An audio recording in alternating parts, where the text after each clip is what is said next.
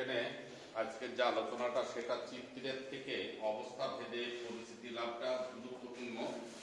অঙ্কের ক্ষেত্রে এত চিত্র লাগবে না, অনেক সময় এর একটা গাণিতিক প্রমাণ দেয়, সেই প্রমাণটার জন্য যে কোনো একটি চিত্র আঁকালেই যথেষ্ট। তো সাধারণত সেই ক্ষেত্রে প্রমাণের ক্ষেত্রে 2 নম্বর চিত্রটা আঁকাবে, এইটা থেকে গাণিতিক সমস্যার সমাধান দেওয়াটা সহজলভ্য হবে। তো আসা যাক, আজকের আমাদের আলোচনা হচ্ছে অসমতলের ঝুল। আমরা স্টার্টিং পর্যায়ে ঝুলের আলোচনায় সমতল এবং অসমতলের কথা বলেছিলাম। তো সেখানেও যা বলেছিলাম এখনো তাই, যে অসমতল ঝুল বলতে এখানে ভূমি সমতলও হতে পারে অসমতলও হতে পারে। তাহলে অসমতল কখন হবে? যদি সমতলের কোন একটি কন্ডিশন ব্রেকডাউন হয় তাহলে অসমতল হয়ে যাবে, এটা সোজা কথা। তো সমতলের কি কন্ডিশন ছিল? পোলের উচ্চতা সমান, পরিবাহী প্রস্থচ্ছেদের ক্ষেত্রফল এক, উপাদান একই। তখন আমরা দেখেছিলাম দুই পোলের ঠিক মধ্যবর্তী অবস্থানে তার সর্বোচ্চ ঝুলের প্রবণতা।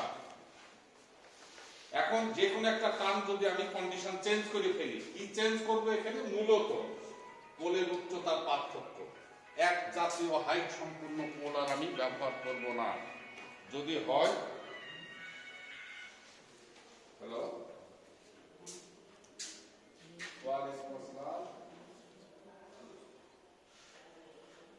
জি বলেন।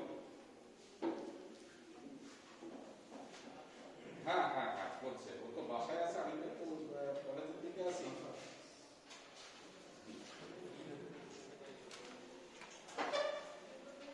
ঠিক ঠিক।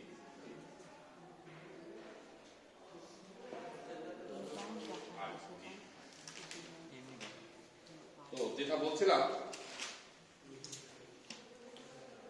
এখানে পোলের উচ্চতার পার্থক্য ঘটিয়ে আমরা অসমতলের ক্যালকুলেশনটা করব। পোলের উচ্চতার পার্থক্য কি?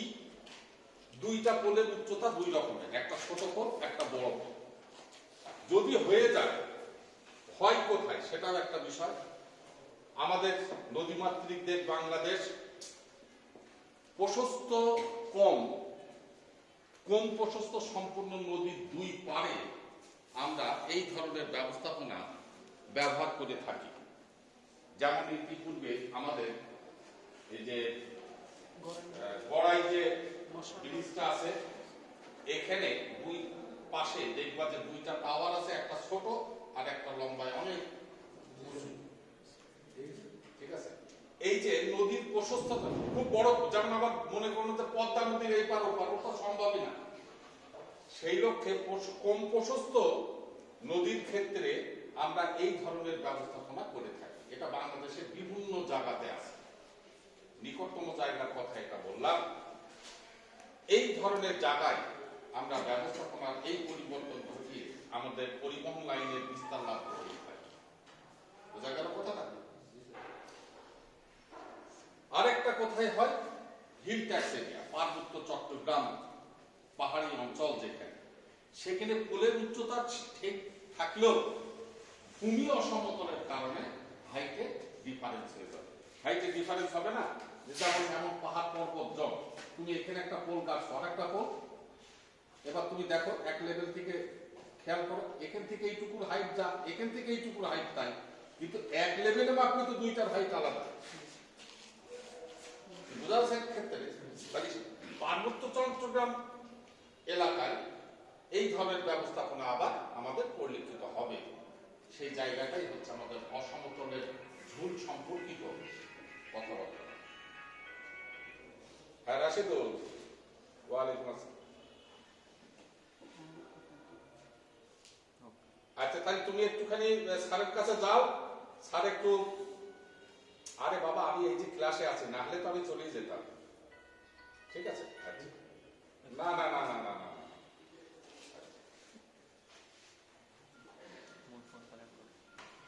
আচ্ছা, তো এখন এই যে দুইটা ক্ষেত্র জায়গা বিশেষ আমরা এই ধরনের ব্যবস্থাপনা করে থাকি, যার জন্য ইঞ্জিনিয়ারিং ভিউ পয়েন্টে এইগুলো জানার আমার দরকার আছে। তো অসমতলে ঝুলে পোলের উচ্চতার পার্থক্য ঘটিয়ে যে দুই রকমের ঝুলটার অবস্থান দেখানো হয়েছে, সেটা কি? সর্বোচ্চ ঝুলের অবস্থান। আমাদের সমতলে ছিল সর্বোচ্চ ঝুলের অবস্থান ঠিক মাঝখানে, আর এমত অবস্থায় অসমতল ঝুলের ক্ষেত্রে সর্বোচ্চ ঝুলের অবস্থান আর মাঝখানে থাকবে না, যে কোনো জায়গাতে থাকতে পারে, সে পোলের ভেতরেও থাকতে পারে, আবার পোলের বাইরেও চলে আসতে পারে। এটাই হচ্ছে অসমতল।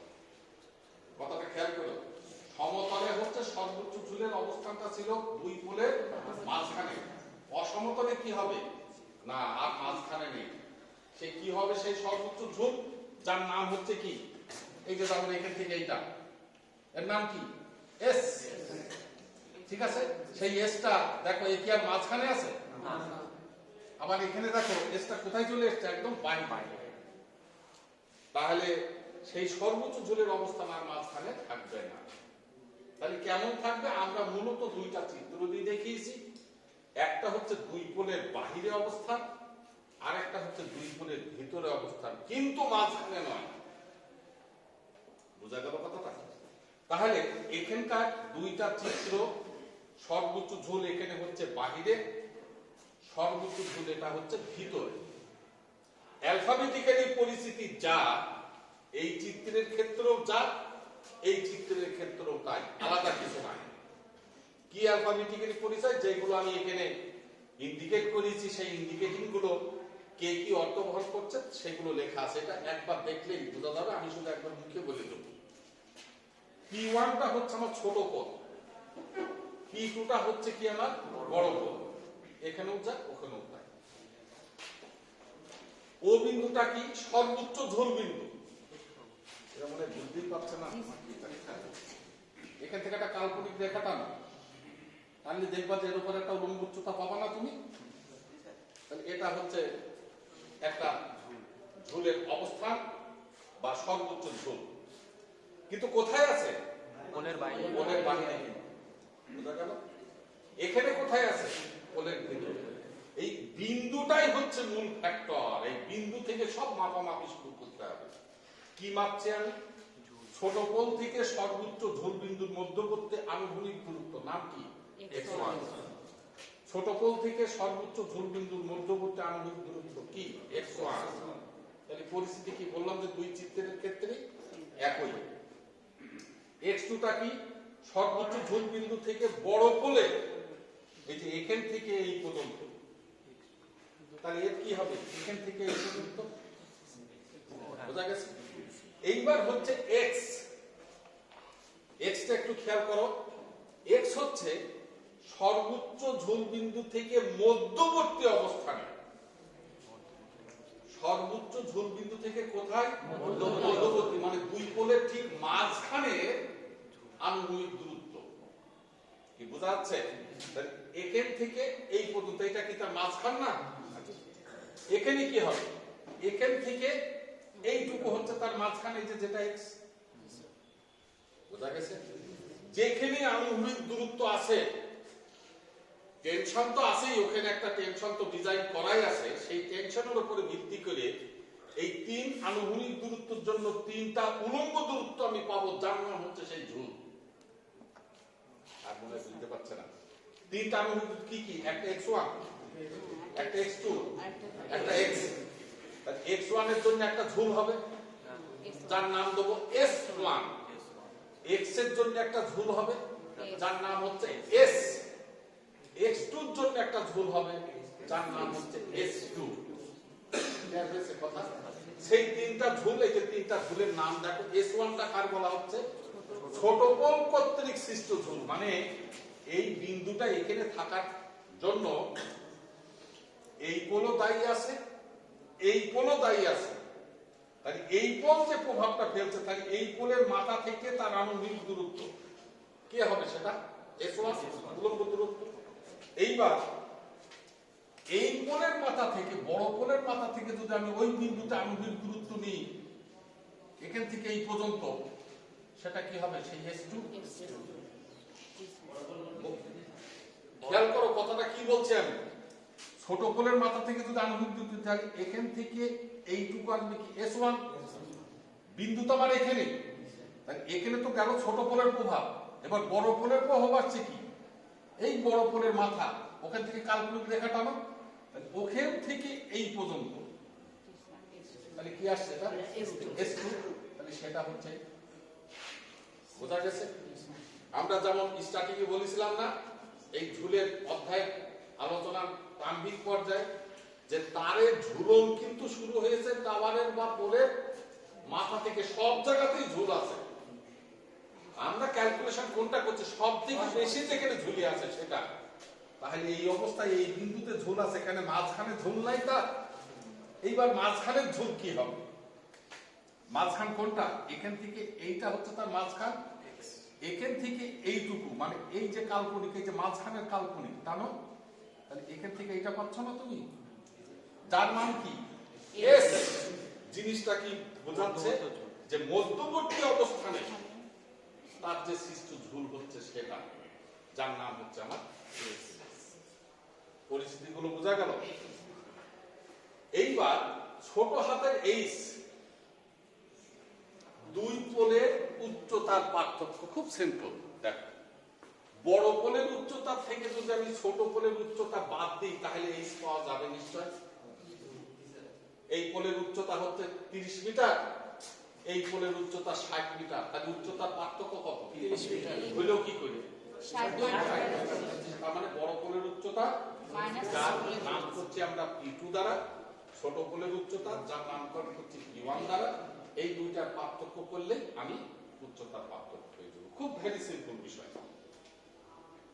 বা আমি যদি লিখি S2 - S1, তাহলে কি হবে কিনা? দেখো চিত্র তাই বলছে। এই যে এখান থেকে এইটা S2, তার থেকে যদি আমি S1 বাদ দিয়ে দিই, তাহলে কি S পাবো না? এই চিত্রে যা এখানে আসে S পাওয়া যাবে। তাহলে S2 - S1 বা P2 - P1 উভয় দ্বারাই আমার উচ্চতার পার্থক্য পাওয়া যাবে বা হবে। এইবার সর্বশেষ, যার নাম হচ্ছে এইচ। আমরা গতদিন একটা সর্বশেষ পর্যায়ের অঙ্ক করেছিলাম এবং সেখানে বলেছিলাম যে এই অঙ্কের চাওয়া প্রশ্নটা অসমতলের ঝুলের চাওয়ার প্রশ্নের সাথে সম্পূর্ণরূপে এক, যার জন্য অনেক সময় ছেলেরা এটাকে ভুল করে ফেলে, মনে করে যে এটা অসমতলের ঝুলের অঙ্ক। অসমতলের এই ব্যবস্থাপনার মূলত উদ্দেশ্য হচ্ছে এইটাই হচ্ছে উদ্দেশ্য এবং এইটাই হচ্ছে প্রশ্ন। কি লেখা আছে দেখো, দুই পোলের মধ্যবর্তী অবস্থান নদী বা পানির বিভাগ হইতে পরিবাহীর উচ্চতা। এটাই প্রশ্ন যদি হয়, তাহলে আমি বলবো উচ্চতা কত। এটাকে যদি প্রশ্ন আকারে করি, তাহলে কি বলবো? যে উচ্চতা কত নির্ণয় করো। প্রশ্নটাই করবো না? ঠিক এই প্রশ্নটাই দেখো গতদিন আমাদের শেষে একটা অঙ্ক যখন করিয়েছিলাম, যে দুই পোলের মধ্যবর্তী অবস্থান থেকে পরিবাহী কত উচ্চতায় থাকিবে, কিন্তু জিনিসটা ছিল সমতলে, আর এখন হচ্ছে সেটা অসমতল। ওইটা যে সমতলে ছিল তার চিনিবার উপায় কি? ওর পোলের উচ্চতা ছিল সেম, 100 মিটার হাইটে, নাকি বোঝা গেল না? দুইটাই ছিল সেম। পোলের উচ্চতা যদি সেম থাকে তাহলে আর অসমতল হবে না, এটা সবসময় সমতল। এই জবাবটা, যার নাম হচ্ছে বড় হাতের এইচ, পাবো কি করে? লিখেছি কি P1 - S1 + S, এটা ছোট পোলের সাপেক্ষে লেখা, অথবা P2 - S2 + S, বড় পোলের সাপেক্ষে লেখা। আসা যাক চিত্র কি বলছে। দুই পোলের মধ্যবর্তী কি এখানে, এখান থেকে তার কত উচ্চতায় আছে সেটা মাপতে হবে আমার, বোঝা গেছে? তাহলে এখন তুমি মাপো, ছোট পোলের দিয়ে মাপো। এইটা হচ্ছে ছোট পোলের উচ্চতা P1, তার থেকে যদি আমি S1 বাদ দিই তাহলে এইটুকু থাকে। এটা তো P1, তার থেকে বাদ দিয়ে দিলাম S1, তাহলে কোন বরাবর থাকলাম আমি? এই পজিশন। এর সাথে যদি আমি S যোগ করে দিই তাহলে পুরো হাইট পাওয়া গেল। একটু খেয়াল করে নাও, অনেকে বুঝছো কি বুঝছো না জানি না, একটু মনোযোগী হয়ে দেখে নাও, তাইলে আর, কারণ এই চিত্র তো আমার বারবার অঙ্কের ভেতরে আঁকানো সম্ভব না, তাহলে তো অঙ্ক করা লাগবে না, চিত্রই তো সময় নিয়ে ফেলবে বেশি। কিন্তু বুঝে নিতে হবে, কারণ অঙ্কের ভেতরে দুই ধরনেরই অঙ্কের উপস্থিতি দেখতে পাওয়া যায়। তুমি যদি এখন মনে মনে এই দৃষ্টিপাতটা না রাখো তাহলে তোমার বোঝাটা একটু কষ্টকর হয়ে যাবে, আন্দাজে হয়ে যাবে। এই জন্য দেখাই দিচ্ছি, খেয়াল করি। এখান থেকে এটা তো P1, তার থেকে আমি S1 বাদ দিলাম। S1 মানে কি? এখান থেকে এই পর্যন্ত S1। এই S1টা যদি P1 থেকে বাদ দেওয়া যায় তাহলে লাইন কোথা থেকে, এখান থেকে এইটুকু থাকে কিনা? এখান থেকে এইটুকু থাকা যে কথা, এখান থেকে এইটুকু থাকা তো একই কথা। তাহলে এই হাইটটা পেলাম। এখন থাকলো কি এখান থেকে এইটা, এখান থেকে এইটার নাম কি? সেই জন্য লিখেছি P1 - S1 + S। তুমি মনে করে এবার ওই চিত্রে যাও, কথা একই দাঁড়াবে। এখান থেকে এটা কি P1, তার থেকে তুমি S1 বাদ দাও, তাহলে লাইন থাকছে কোথায়? এই বরাবর। এর সাথে যদি আমি এর যোগ করে দিই তাহলে এই যে এখান থেকে পরিবাহী কত উচ্চতায় আছে, এই যে আমি সবুজ যেটা দেখাচ্ছি না সেটাই কিন্তু এই এখানে দেখানো মানে এখানে না, আমার এই লাইনের উপরে আমি ইন্ডিকেট করাতে পারছি না বিধায় সাইড দিয়ে দেখাইছি, কিন্তু জিনিসটা কি এখান থেকে এই পর্যন্ত হাইট, যার নাম হচ্ছে বড় হাতের H। তাহলে P1 - S1 আমি এই পর্যন্ত থাকলাম, তার সাথে S হাইট হয়ে গেল। বোঝা গেছে কথা? এবার আসা যাক বড় পোলের ক্ষেত্রে, নিচের যেটা লিখেছি একই কথা। এখান থেকে এটা কত? তার থেকে যদি আমি S2 বাদ দিই তাহলে লাইন কোথায় থাকছে আমার? এখানে এর সাথে S। বুঝছে? এবার ওইটাই যাও, এখান থেকে এটা কি P2, তার থেকে তুমি S2 বাদ দাও, লাইন তোমার কোথায়? এখানে প্লাস S। বোঝা গেছে? এটা ছিল চিত্রের অবস্থা ভেদে তাদের অ্যালফাবেটিক্যালি প্রকাশ এবং আমাদের যা নির্ণয় করতে হবে সেটা। এখন আমি একটুখানি আরেকটা জিনিস দেখাবো, সেটা হচ্ছে এই কথা বলে না যে এর যে গাণিতিক ব্যাখ্যা স্বরূপ প্রশ্ন হয় x1 বা x2 মানদণ্ড নিরূপণের জন্য, সেটা দেখাবো, একটু খেয়াল করুন।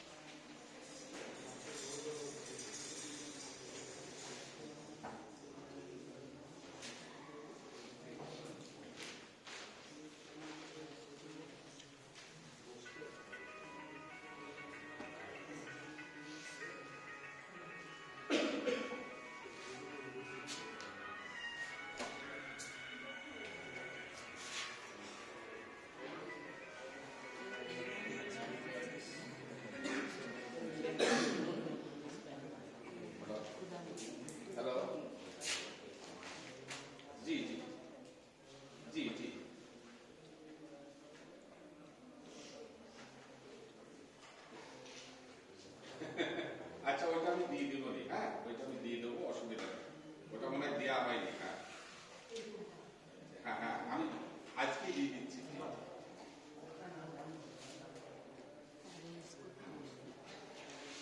জি জি জি জি আচ্ছা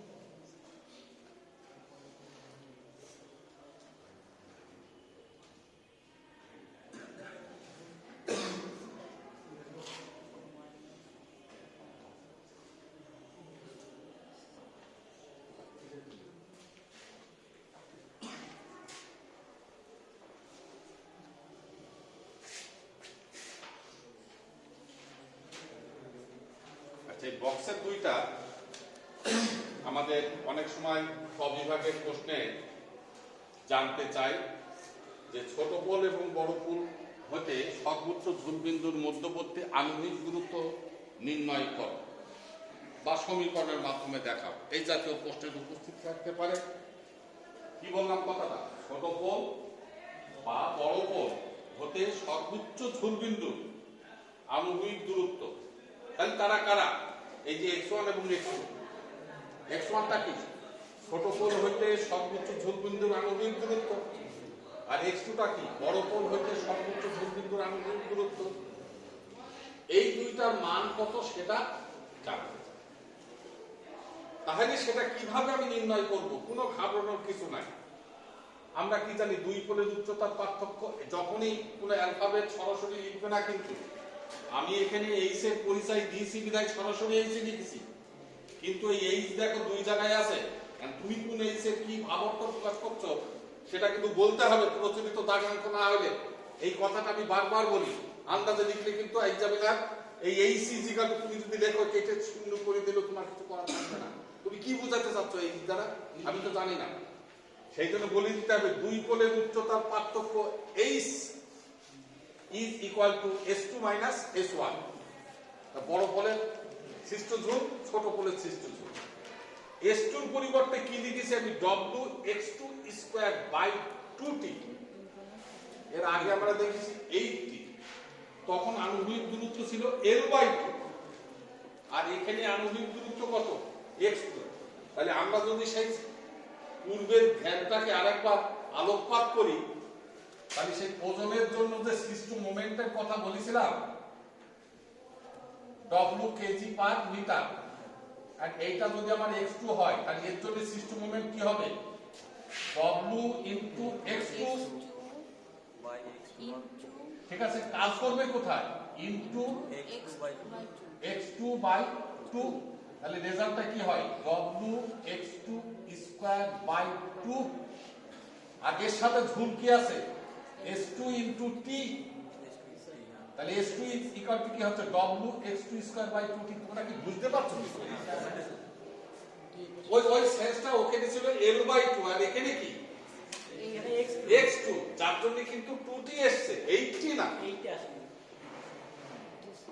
8, 2, 16, 12 এগুলো নির্ভর করবে আণবিক দূরত্বের উপর। এটা তো আর গড়পদার ফর্মুলা না।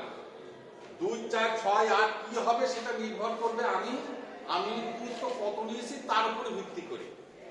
সেই আলোকে আমার এসটি কিন্তু 2t। বোঝা গেল কথাটা? তাহলে S1 এর ক্ষেত্রে কি হবে? Wx1 square by 2t।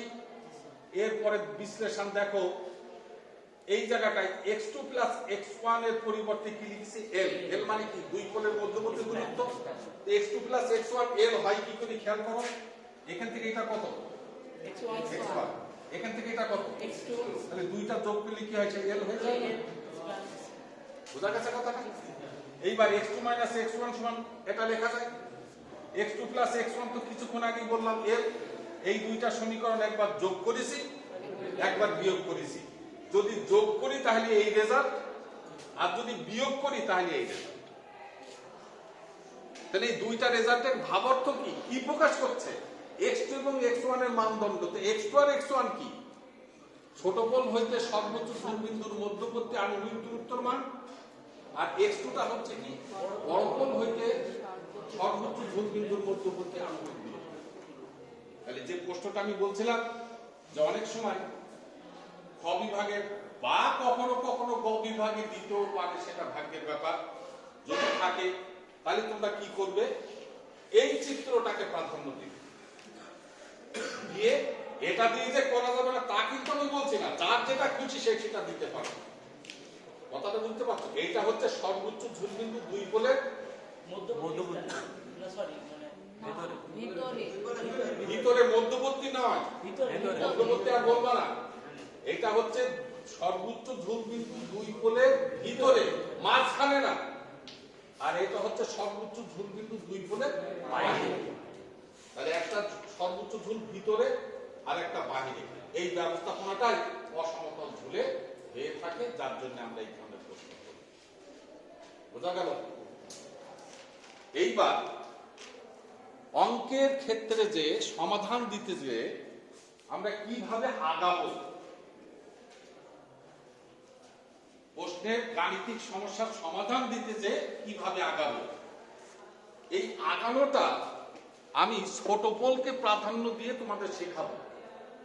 বড় পোল দিয়ে করলেও যা হবে, ছোট পোল দিয়ে করলেও তাই হবে। রেজাল্টের কোনো তারতম্য পরিলক্ষিত হবে না, কারণ সর্বোচ্চ দুই পোলের মধ্যবর্তী অবস্থান থেকে পরিবাহীর উচ্চতা দুইটা সূত্র দেখালাম কিছুক্ষণ আগে, P1 - S1 + S, যার কথাটা হচ্ছে ছোট পোলকে কনসিডার করে ওই উচ্চতা নির্ণয় করা, আর একটা হচ্ছে P2 - S2 + S, বড় পোলকে কনসিডার করে সেই উচ্চতা নির্ণয় করা।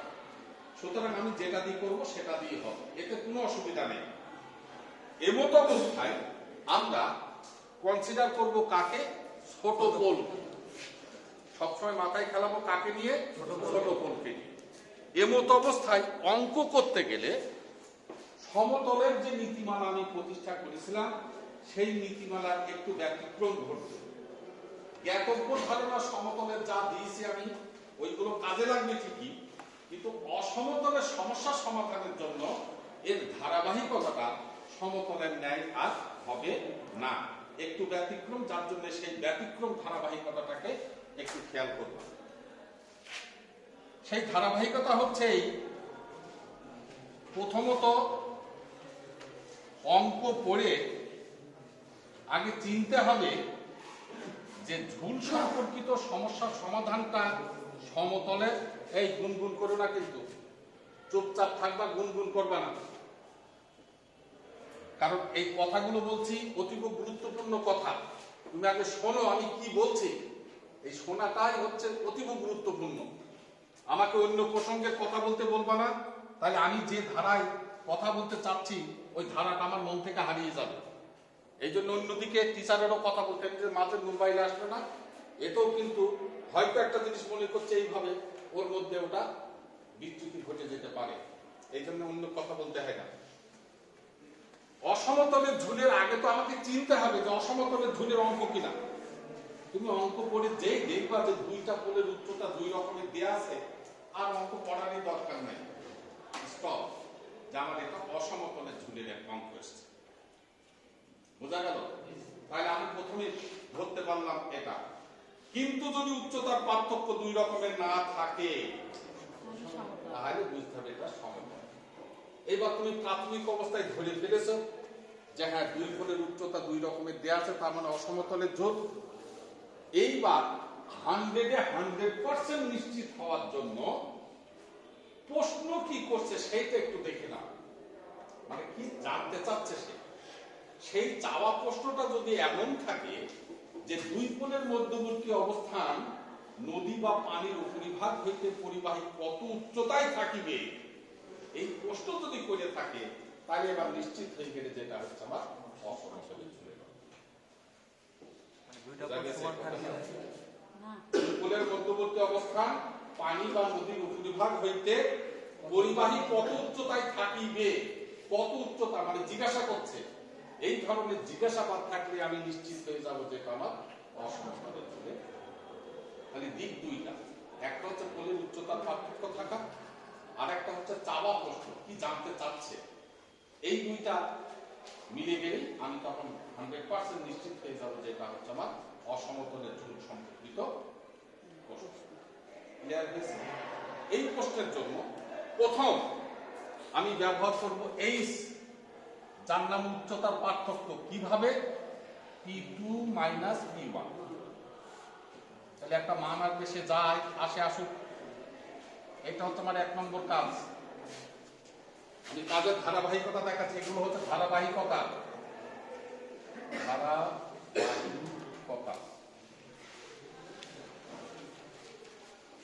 হলো এটা। এইবার 2 x1 সামনে ডট ডট দিয়েছি, তার অর্থটা কি? অর্থটা কি? ওই কথাটা বলে দিতে হবে, না হলে হবে না। বলেছি ওইটা বলেছি, ওইটা হ্যাঁ হ্যাঁ না আমার কি বলেছে, তবে কি ওদের ওই 50 জনের যেন স্বাস্থ্যবিধি মেনে বসে সেটা নিশ্চিত করতে হবে। আমি তো x2 লিখতে পারতাম, খেয়াল করো কিন্তু যেহেতু আমি কনসিডার করছি p1 কে দিয়ে, যার জন্য আমি 1 এর ধারাবাহিকতায় আছি। এটা যে 2 ধারাবাহিকতায় করা যাবে না তা কিন্তু আমি বলছি না। তাহলে x1 ইজ ইকুয়াল টু আমি কি পেয়েছিলাম, l/2 মাইনাস th/wl। এই সূত্রটা একটু আয়ত্ত করে ফেলো, কারণ পরীক্ষার হলে তো এই সূত্রটা লাগবে আমার। আর এটা তো গতানুগতিক কোনো সূত্র না, যার জন্য একটু অ্যাটেনশন থাকবে। কি লেখা আছে এখানে, যেটা সমতলের সাথে পরিস্থিতি অনেকাংশে তুমি পেয়ে যাবে। এল স্প্যান, দুই কোণের মধ্যবর্তী দূরত্ব, না বোঝার কিছু নাই। টি টেনশন, কার্যকরী পীড়ন। আমরা সমতলে যে ধারণা নিয়েছি সেই অনুযায়ী পীড়নের অবস্থানটা দেখব। ছোট হাতের এইচ উচ্চতার পার্থক্য, যেখান থেকে যেটা আসবে সেটা। ডব্লু পরিবাহী মোট ওজন, আমরা মোট ওজন সাইকেল নির্ণয় করেছিলাম না, এই। আর এল স্প্যান। এইবার ভ্যালুগুলো বসানোর পর এখানে প্লাস মাইনাস ব্র্যাকেট দিয়ে রাখি দিলাম। কথাগুলো খুব খেয়াল করো। এই ভ্যালুগুলো বসানোর পর তোমার যোগবোধক মান আসতে পারে বা বিয়োগবোধক মান আসতে পারে। এই জায়গাটাই হচ্ছে অঙ্ক, কিন্তু অঙ্ক কিন্তু ঠিক এখানে। x1 এর এই সমীকরণ বসানোর পর প্রশ্নের গাণিতিক মানসমূহ পড়ে আমি এখানে বসালাম। বসায়ে দেখলাম হয় যোগবোধক ভ্যালু বা বিয়োগবোধক ভ্যালু, দুইটার যে কোনো একটা তো হবে। হবে তো? মনে করলাম ভ্যালু আসলে আমার যোগবোধক প্লাস 60 বা 100 বা কিছু। এই যোগবোধক থাকা মানে তখন তুমি মনে করবা যে ঝুলটা হয়েছে দুই পোলের মধ্যবর্তী কোনো জায়গায়, মাঝখানে না, মধ্যবর্তী। মধ্যবর্তী আর মাঝখানে তো এক কথা না, ভিতরের কোনো জায়গায় ঝুলটা হয়েছে, মাঝখানে না। তাহলে চিত্র কোনটা? দেখেছো, এই ধারণাটা কিন্তু তোমাকে দেব এই রেজাল্ট। আর যদি বিয়োগবোধক হয় বা আসে, তাহলে আমাকে ধরতে হবে যে এইবার ঝুলটা চলে গেছে দুই কোণের বাহিরে। বোঝা গেছে? তাহলে x1 কি নির্দেশ করছে? আণবিক গুরুত্বর পাশাপাশি সর্বোচ্চ ঝুলের অবস্থানটা দুই কোণের ভিতরে না দুই কোণের বাহিরে। বোঝা গেল? এইবার যদি যোগবোধক হয়, এই কন্ডিশনের উপরে যদি x1 যোগবোধক হয় তবে ঝুল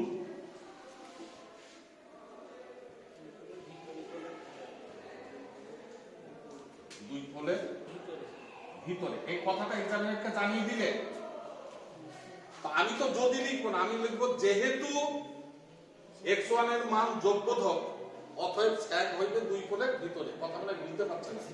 আমি কন্ডিশনটা দিচ্ছি কি বোঝানোর জন্য, কিন্তু তুমি পরীক্ষার হলে অঙ্ক পেয়ে কি পেয়ে যোগবোধক ভালো। তাহলে এখন এক্সামিনারকে কি সাজেস্ট করবে? তুমি লিখবো যে যেহেতু x1 এর মান যোগবোধক অতএব সর্বোচ্চ ঝুলটা দুই কোণের ভিতরে। হলো?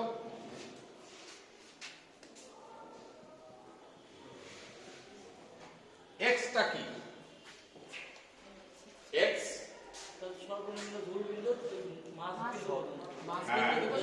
সর্বোচ্চ ঝুল বিন্দু হইতে মধ্যবর্তী মাঝখানে মধ্যে যে আনুভূমিক দূরত্ব তার নাম হচ্ছে এক্স। এই ডট ডট দেওয়া মানে কিন্তু সেই কথাটা পরীক্ষায় অবশ্যই লিখবে, না হলে কিন্তু এক্সামিনার কেটে দেবে যে এক্স বলতে কি বোঝাতে চাচ্ছ তুমি। ইজ ইকুয়াল টু, আমরা যদি এই চিত্র ধরি, এখান থেকে এটা কি l/2 মাইনাস x1।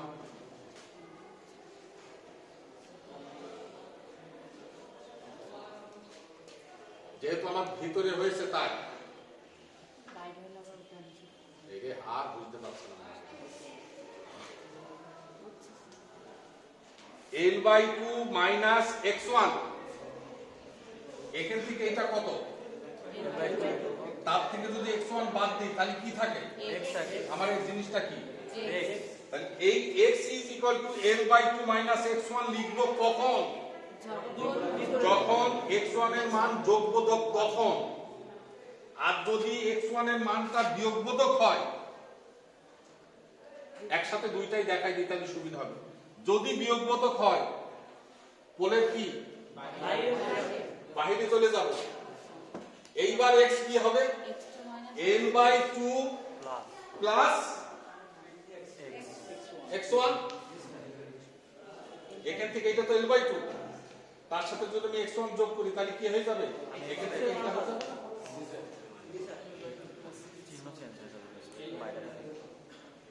বোঝা গেছে যে যদি এটা, কারণ ভ্যালু তো হয় যোগবোধক হবে না বিয়োগবোধক হবে। যদি যোগবোধক হয় তাহলে কথা এই, আর যদি বিয়োগবোধক হয় তাহলে কি হবে? দুই কোণের বাইরে, তখন x কি হবে? L/2 plus x1। তাহলে x এর দুইটা সূত্র, একটা হচ্ছে মাইনাস, একটা হচ্ছে প্লাস। আচ্ছা, এইবার একটা খুব গুরুত্বপূর্ণ অ্যাটেনশনের কথা বলি। এই প্লাস আর মাইনাস চিহ্ন আর কোনো জায়গায় ব্যবহার করবে না, তাহলে আবার অঙ্কের রেজাল্ট গলমিল হয়ে যাবে। প্লাস থাকলে তো আর কোনো সমস্যাই নাই, কিন্তু যদি মাইনাস আসে তাহলে ছেলে করতে পারে কি, ওই মাইনাস 100 মনে হয় সব জায়গায় ব্যবহার করবে না, আর ব্যবহারের দরকার নেই। মাইনাসটা হচ্ছে সিদ্ধান্ত গ্রহণ। এই যে আমি যে কথাগুলো লিখবো তার উপরে উঠুন, কিন্তু মাইনাস চিহ্নের আর কোনো দরকার নেই, শুধু মানটা ব্যবহার করে। তাহলে এটা গেল, আমি একটা দেখাই দিই, না হলে পরে ওরা ধরতেই পারবে না, লাস্টে গ্যাঞ্জাম করে ফেলবে। তাহলে x, আচ্ছা পজিটিভের জন্য x বোঝা হয়ে গেছে। এইবার এই x1 এর জন্য তুমি বার করো s1, তাহলে wx1 স্কয়ার বাই 2t কিন্তু। আর x এর জন্য বার করো তুমি s, কি লিখবো? wx square by 2t। নাকি বোঝা গেল না? x1 এর জন্য আমি s1 বার করতে পারি, wx1 square by 2t। R x এর জন্য s, wx square by 2t। তাহলে কি কি ভ্যালু আমার পাওয়া হয়ে গেল? s1 জানা হয়ে গেল, s জানা হলো, আর p1 তো জানা আছেই। তাহলে কি দুই কোণের মধ্যবর্তী অবস্থান নদী বা পানির উপরিভাগ হইতে পরিবাহী কত উচ্চতায় থাকবে, যার নাম হচ্ছে বড় হাতের h, সেই মান কি বার করা যাবে না? যাবে তো। গেল এটা পজিটিভ দিক। এইবার যদি হয় নেগেটিভ x1 এর মান, তাহলে আমি তখন লিখবো কি, যদি x1 এর মান নেগেটিভ হয় তবে ঝুল হইবে দুই কোণের, এই কথাটা লিখবো বাইরে। আর তুমি এক্সামিনারটা কি লিখবা? যেহেতু x1 এর মান বিয়োগবোধক, অতএব ঝুল হইবে দুই কোণের বাহিরে। এই লাইনটাই কিন্তু অঙ্ক, যেন কেউ ভুল করো না যে এই লাইনটা লিখতে। এই লাইনটাই হচ্ছে অঙ্ক, যেটা এক্সামিনার বুঝবে যে হ্যাঁ এই ছেলেটা বুঝে অঙ্কটা করেছে, আন্দাজে নয়। তাহলে তুমি তখন কি লিখবা? যেহেতু x1 এর মান বিয়োগবোধক, অতএব ঝুল হইবে দুই কোণের বাহিরে। অতএব x is equal to কি দাঁড়াবে এখানে? x is equal to L/2 plus x1 হয়েছে। এইবার আবার ঠিক পূর্বের ন্যায় x1 এর জন্য s1 আর x এর জন্য s। বিয়োগবোধকের ক্ষেত্রে আর কিন্তু বিয়োগবোধক ভ্যালু এখানে নিয়ে এসে বা কোনো জায়গায় বসাবে না। ওই বিয়োগবোধক বিধায় আমি সিদ্ধান্ত নিয়েছি, আর বিয়োগবোধক চিহ্নের কোনো প্রয়োজন নাই, শুধু মান। এখানে যে বর্গ করা আছে তো এমনি পজিটিভ হয়ে যায়। আরে সেটা তো বর্গের ক্ষেত্রে, এই ক্ষেত্রে সে কি করবা? তখন সে ভুল করে ফেলবে না, প্লাস মাইনাস মাইনাস হয়ে যাবে যে তখন। বর্গের ক্ষেত্রে সমস্যা নাই, কিন্তু এখানে এসে তো তার সমস্যা হয়ে যাবে। এই ছিল অসমতলের ঝুলের সার্বিক পরিস্থিতি। আমরা এখন তাহলে কয়টা ধারাবাহিকতা পেলাম? হ্যাঁ, দুইটা না, দুইটা।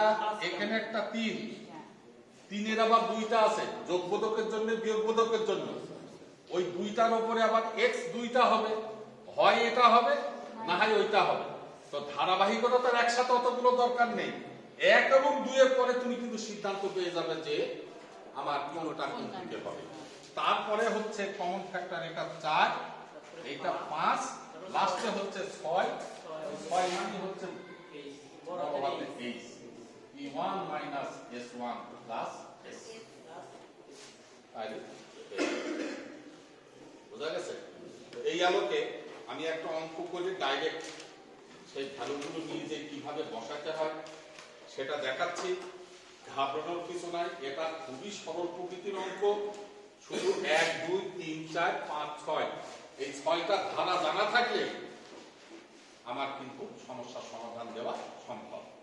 তার মানে কিন্তু আবার এই নাই যে সমতল যে করেনি সে যদি এটা করতে চায় তাহলে কিন্তু আবার পারবে না, কারণ সমতলের অনেক কথা এখানে আবার কাজে লেগে যাবে। সুতরাং আমি যদি সমতল না জানি তাহলে কিন্তু আবার সমস্যায় পড়ে যাবো। দেখে দাও বইটা।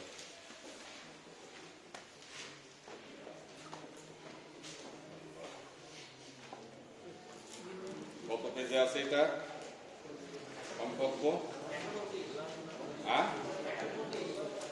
125। আচ্ছা হইল 125, যা হাই হোক। 2 নম্বর, এই একটা দেখালে তোমরা সব পারবা। হ্যাঁ, আমি একটু বুঝাই দিই, আমি এগুলো মুছছি না, তাহলে তোমাদের ধরতে সুবিধা হবে। নদীর ক্রসিং এ দুই তীরে 2টি টাওয়ারের উচ্চতা যথাক্রমে 30 মিটার ও 60 মিটার। কথাগুলো যা আলোচনা করেছি আর এখন বাস্তবতায় আসছি, একটু মিলাই নাও যে দেখো কোনো কথার তারতম্য হয় কিনা। 2 পোলের উচ্চতা 2 রকমের আছে, তাহলে এটা অসমতলে ঝুলের অঙ্ক হওয়ার সম্ভাবনা সর্বাধিক। আমার মানসিকতা জাগ্রত হলো, 100% কনফার্ম হবো কি প্রশ্ন করছে তার উপরে। লাস্টে বলছে তবে 2টি সাপোর্টের মাঝামাঝি স্থানে কত তার পানি হতে কত মিটার উপরে থাকবে। তাহলে এবার কি হয়ে গেল, আমি কনফার্ম হয়ে গেলাম যে এটা আমার অসমতলে ঝুলের অঙ্ক। বোঝা গেল? এবার এই আগে বার করবো P2 মাইনাস P1। তাহলে P2 কত আমার? 60। তাহলে 60 minus 30 is equal to 30 metre. এটা না বোঝার কিছু নাই, 1 নম্বর কাজ হয়ে গেল। এবার 2 নম্বর কি? x1 বার করব, L/2 মাইনাস TH/WL। তাহলে এখন ভ্যালুগুলো নিয়ে এসে বসাই। L কত এটা আমার জানার দরকার। স্প্যান বলেছে 650 মিটার, তাহলে 650/2 মাইনাস, দরকার হলে এখানে একটা ডান দিকে দাগ দিয়ে নিবে, ডান দিকে দাগ দিয়ে নিয়ে L সমান এত, T সমান এত, H সমান এত, W সমান এত লিখে নিয়ে এই সমীকরণে বসাবো। বুঝা গেছে? ডান দিকে একটা দাগ। আর এই একটা জিনিস খেয়াল করবো, সবসময় খাতায় একটু বাঁ দিকে চাপিয়ে লিখতে হয়, ইঞ্জিনিয়ারিং ভিউ পয়েন্ট এটা, আর ডান দিকটা কিছুটা গ্যাপ। কারণ হচ্ছে কি, অনেক জিনিস বাঁ দিকে কি অর্থ বহন করছে আমি সাথে ডান দিকে দেখাইতে পারি। আর অনেকের টেন্ডেন্সি থাকে কি, খাতার মাঝখান বরাবর লেখা বা ডান দিকে চাপিয়ে লেখা, বাঁ দিকে ফাঁকা। এটা করতে হয় না, সবসময় বাঁ দিকে চাপিয়ে লিখতে হয়, যাতে কোনো জিনিস যদি আমার দরকার আমি ডান দিকে নোট দিয়ে সেটাকে প্রকাশ করতে পারি। বোঝা গেছে কথাটা? তাহলে এখন এম বোঝা গেল। এবার টেনশন মানে কি, সেই কার্যকরী কিরম দেখি কি বলছে এটা। টেনশন 1500 কেজি, তাহলে কেজিতে দেওয়া আছে, তাহলে এটা কোনো ঝামেলা নেই। 1500 উচ্চতার পার্থক্যতে আমরা 30 পেয়েছিলাম, স্প্যানও পেয়েছিলাম 650। এখন দরকার হচ্ছে আমার ডব্লু, মোট ওজন। এই রে, আচ্ছা এই একটা চালাক, ওজন দেয়া নাই, এবার কি করবো? মোট ওজন একদম দেয়া নেই। কি চালাকি শিখিয়েছিলাম? বলেছিলাম গাণিতিক মান সর্বোচ্চ কত হতে পারে? 3 সর্বোচ্চ। তাহলে আমি 3 এর ভেতরে যে কোনো মান ধরে এক্সামিনারকে বুঝাই দেব। যা খুশি তোমার তাই, যেহেতু বলিনি সরল প্রকৃতির জবাব পাওয়ার জন্য ঝামেলা যাতে কম হয় এই জন্য আমরা ধরি 1। স্ট্যান্ডার্ড কথা না, আমি যা কিছু ধরা জিনিসের কোনো মাত্রা নেই, তাই যদি আমি 30 ধরবো না, কিন্তু 1 থেকে 3 এর ভেতরে সীমাবদ্ধ কোনো মান আমি 0.5 ধরতে পারি, নো প্রবলেম, কিন্তু আমি বেশি ধরবো না। তাইলে এক্সামিনার কিন্তু হাত দিয়ে অঙ্ক কিন্তু কাটবে না। আমি যদি 30 কেজি ধরে ফেলি আমার অঙ্ক কিন্তু কাটার ক্ষমতা নেই, যেহেতু ধরা মান, কিন্তু একদম বোকার পরিচয় দেওয়া হয়ে যাবে। ধরো তুমি এই কলমটা 10,000 টাকা দিয়ে কিনে নিয়ে এসছো, তুমি নিয়ে আসতে পারো, অসুবিধা নেই, আমরা কি করবো, পাগল না, 10,000 টাকা কিনলে এই কলমের দাম হয়। বিষয়টা হচ্ছে এই ধরনের, কিনে নিয়ে আসলে তুমি করো, সেটা তোমার ব্যাপার, এটা অপ্রাসঙ্গিক হয়ে যাবে। তাহলে এখন ধরে নিচ্ছি সেই মান, কিন্তু বলে দিতে হবে এক্সামিনারকে যে মনে করি পরিবাহী মোট ওজন W সমান 1 কেজি। এইবার দেখো এখানে একটা রেজাল্ট আসবে 255.76। হ্যাঁ, কিন্তু কার্যক্রম করার ক্ষেত্রে সবাই অ্যাটেনশন হও, আলাদা আলাদা করে করো। মাঝখানে একটা সরলের বিষয় আছে, এটার কাজ করবা লিখবা, বিয়োগ এইটার কাজ করবা লিখবা, তারপরে কিন্তু বিয়োগ করবা। অনেক সময় এই ছেলেরা এই ভুলটা করবে, যখনই বিয়োগ বোধক মান আসবে না, ও বলবে যে তো বিয়োগ বোধক আবার মান হয় নাকি, বিয়োগ যোগ বোধক দিয়ে করে যাবে, অঙ্ক কিন্তু যা গেল। এই অঙ্ক হচ্ছে কিনা তার চিনিবার উপায় হচ্ছে x1 এর মানদণ্ড সঠিকভাবে নিরূপণ করা, কারণ তার পরের গুলো হচ্ছে x1 এর উপরে ভিত্তি করেই মানে সমীকরণগুলো লেখা। বোঝা গেছে? তাহলে এখানে কি আসলো, প্লাস মাইনাস না, প্লাস মাইনাস তো আমি দুইটা অর্থকে দেখানোর বা বোঝানোর জন্য। আচ্ছা, তাহলে যোগবোধক ভ্যালু আসলো আমার 255.76। 55.76 এত মিটার যোগবোধক মান। বোঝা গেছে? এইবার আমি কি লিখবো, যদি লিখবো না, যেহেতু x1 এর মান যোগবোধক, অতএব সর্বোচ্চ ঝুল হইবে 2 কোণের ভিতরে। এক্সামিনারকে বুঝাই দিলাম যে ঝুল কোথায় হয়েছে। অতএব x = কি হবে, L/2 - x1। এবার বসাও তুমি L/2, 650/2 মাইনাস x1 255.76 দি দেখো রেজাল্ট কত হয়, 69.24।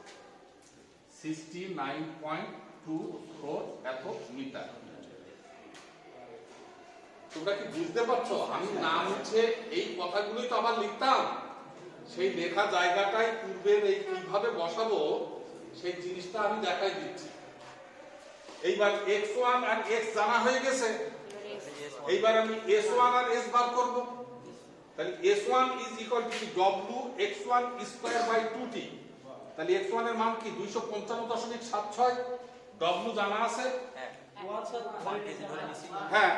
তাহলে s1 কি আসবে, w হচ্ছে 1 আর x1 কত, 255.76 255.76 স্কয়ার বাই 2t, t হচ্ছে 1500। দেখো এখানে একটা রেজাল্ট আছে, এটা কি s1, এটা s1 21.80 21.80 মিটার। এইবার x এর জন্য আসবে s, w x square, w কত 1, x কত আমার 69.24, 2t হচ্ছে 1500, 1.59 মিটার। s1 s জানা হয়ে গেল। এইবার তুমি নিয়ে সেই ভ্যালু বসাও, এই সে p1 কত আমার ছোট কোণ 30 মাইনাস s1 কত 21.80 প্লাস এস কত 1.59 1.59 এবার দেখো ক্যালকুলেশন 9.79 9.79 মিটার এবার দেখো রেজাল্ট এদের সাথে কি আছে 79 বা 8 কাছাকাছি। বোঝা গেছে হ্যাঁ এইটাই যদি বিয়োগ বোধক হতো তাহলে ওই জায়গায় ওইখানে ওখানে চেঞ্জ এই বিয়োগ চিহ্নটা জন্য কিন্তু সিদ্ধান্ত চেঞ্জ হয়ে যাবে এটা আমি বারবার বলছি বিয়োগ বোধক যদি হয় তাহলে দুই পদের বাইরে ঝোল হয়ে গেছে তখন x কি হবে l/2